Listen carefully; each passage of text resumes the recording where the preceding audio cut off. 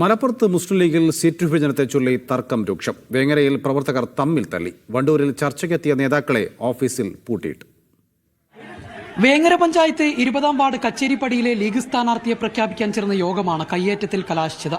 വേങ്ങര പഞ്ചായത്ത് മുസ്ലിം league president പറമ്പിൽ ഖാദറിനെ സ്ഥാനാർത്ഥിയാക്കാനായിരുന്നു ഔദ്യോഗിക പക്ഷത്തിന്റെ തീരുമാനം. എന്നാൽ മുൻ വാർഡ് മെമ്പർ CP ഖാദറിനെ സ്ഥാനാർത്ഥിയാക്കണമെന്നാവശ്യപ്പെട്ട് മറ്റൊരു വിഭാഗം രംഗത്ത് വന്നു. ഇതോടെ വാക്കേറ്റമാവുകയും പിന്നീട് കയ്യാങ്കളിയിലേക്ക് നീങ്ങുകയുമായിരുന്നു. കാളിക്കാവ് ഡിവിഷനിലേക്ക് കരുവാരക്കുണ്ട് പഞ്ചായത്ത് കമ്മിറ്റി നിർദ്ദേശിച്ച സ്ഥാനാർത്ഥിയെ നിയോജക മണ്ഡലം കമ്മിറ്റി ഒഴിവാക്കിയിരുന്നു. ഇത് സംബന്ധിച്ച് പ്രതിഷേധം വ്യാപകമായിരുന്നു.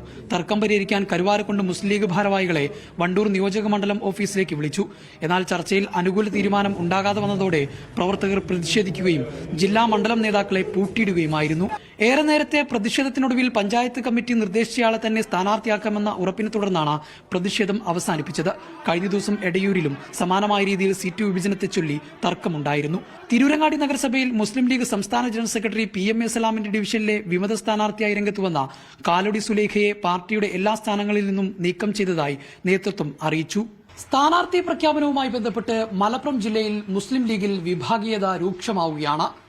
പലപ്പോഴും വാക്കേറ്റങ്ങളും കയ്യാങ്കളികളും ഉണ്ടാകുന്നു. അതിന്റെ ദൃശ്യങ്ങൾ പുറത്തുവരുന്നതും ലീഗ് നേതൃത്വത്തിന് വലിയ തലവേദനയാകുന്നുണ്ട്. മലപ്പുറത്തുനിന്ന് ജംഷീർ കൊടിഞ്ഞി, മീഡിയ 1.